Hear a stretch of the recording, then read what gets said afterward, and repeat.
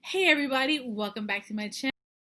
For those who are new, and welcome to Create You, a place where I'm here to help you create your best you, inspire you to create your best art, and give you the courage to live and create your best life. In this video, one of you guys actually asked for this video, and that's how I color my artwork. And so I'm going to do my best to walk you step by step how I do my coloring, and I decided to do a picture of Shantae, who is a very cute character from a video game called, I believe, the Sirens, I believe. So if it's not right, it's going to be here somewhere. But I'm going to go ahead and do my best to walk you through each step and put some bullet points around here so you guys can do it too. So get your tablets, your pencils, your pens, or whatever you use to draw, and let's do this together. Class is in session. Okay, so we are going to get started, and I hope you guys got your pads, your pencils, and whatever you want to use, or I hope you drew something ahead of time and you would like to go ahead and color it. I use the iPad Pro. I believe it's a 2018 or 19 iPad Pro, and I use an Apple Pencil, and I use the program Procreate. I love Procreate Pro because it's so much easier for me to move around, and I don't have to be stuck to a desk, and I don't have to be stuck to a certain area, because right now I really can't be in a certain area all the time. I have to be moving a lot. So those are the programs that I use, and the equipment that I use right now. I do have a Wacom Cintiq 22-inch HD Touch that I do have in my office area, but my sister works in my office area because she now works from home also. So we try to make it work and share the space. So now you saw that I went ahead and gone through my sketching, which I sped up a bit for you because that's not the focal point of this video, and I'm now inking my sketch. I'm very meticulous when it comes to my sketching, the sketching part, because I feel like it's the foundation of every piece that you do, and the fact that if your sketch isn't right, your line work is not going to be right, and the coloring is just not going to be right. So definitely take your time to sketch out the best that you can. Use references, whatever you need to use to make sure your photos look crisp, clean, and your proportions and things are correct, which can be difficult at times for anybody. But now that I'm going to go ahead and finish up, or have finished up the inking process, now we're going to move on to the main point of this video, which is the coloring. Okay, so now that we're getting into the coloring part, usually because I wear glasses and my eyesight isn't the best, I always put some type of background at the back of my drawings on the background layer, so sure I get the color correct for all of my pieces, and make sure all my picture is colored. So what I start off with first, and what I'm doing now, is of course getting the color palette and putting down my base color. So first and foremost, I always put down base color.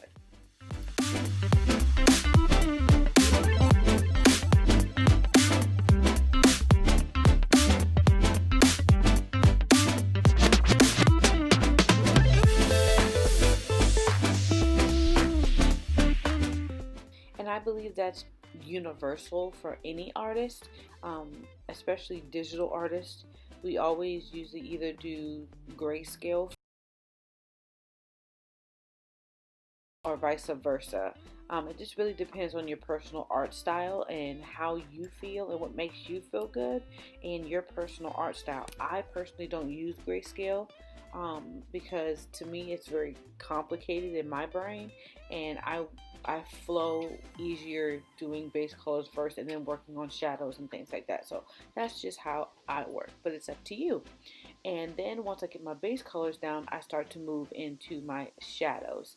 And you'll notice my color palette, and I always put it on the side so I can always reference the colors, because in Procreate you can actually hold it down and pull from your color palette if it's already there. I'm going to go ahead and put the colors I use down for my shadows. So you see, for where I have the gold, I have a darker gold color for the shadows, and I go ahead and use that as my personal shadow color. But most of the time I use this purple hue that I have here, and in Procreate you can actually put it on a color, on a layer above that base color, and change it to from normal to multiply, and it becomes a great shade color. Normally that's what I use for most of my shadowing, but like I am doing the skin I'm using a darker brown color, and not that purple color, because on brown skin like me, it doesn't always come out the best. It's kind of like in fashion, you have to have that editing eye. You have to just know what works for you and what doesn't work. You know what I'm saying? And that really comes with trial and error. You really have to find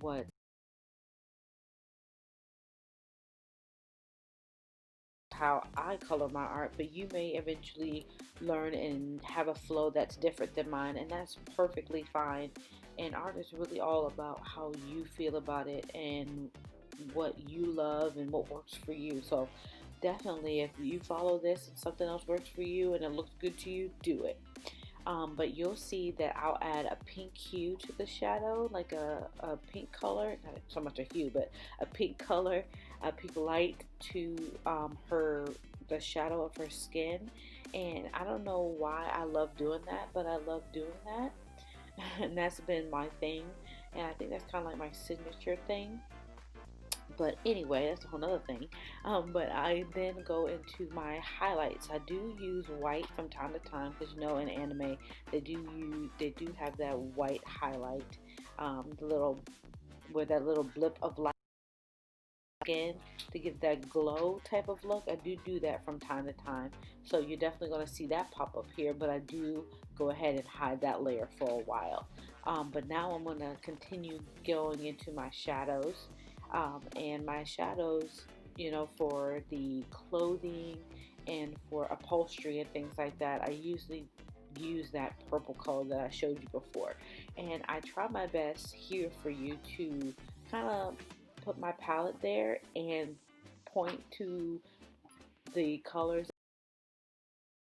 You can see, like right now I'm using that purple hue that you see at the top, which I have shadow and multiply, because you would have to change that layer to multiply for it to give you that dark version of that base color.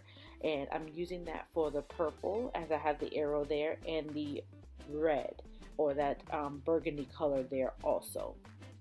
And I also used it for the upholstery for the chair that she's sitting on. But the third thing that I start to move on is the highlighting.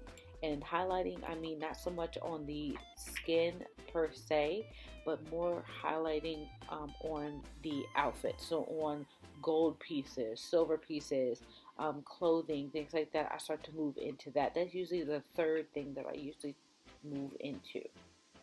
And when I highlight, I usually, in Procreate, mind you, I usually, on the top of the base colors, the shadows that I have done before, I usually change the layer from normal to multiply. I mean, not multiply, sorry.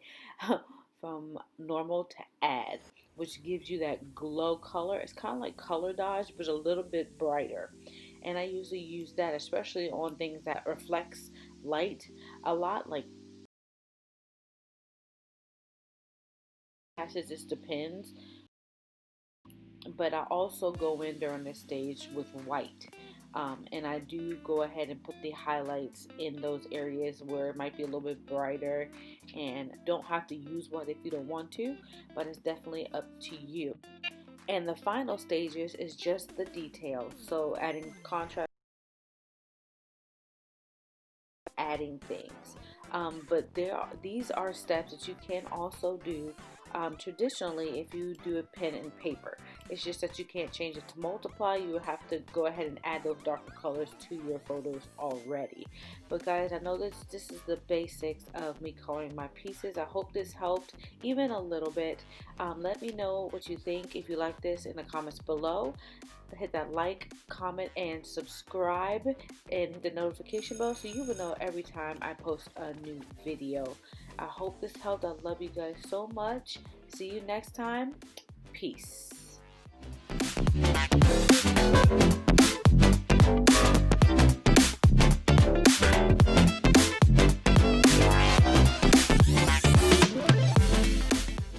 Oh, and hey guys, I'm taking a break from my Patreon, but my other media handles are down in the description box below. Thank you for watching. See you later. Bye.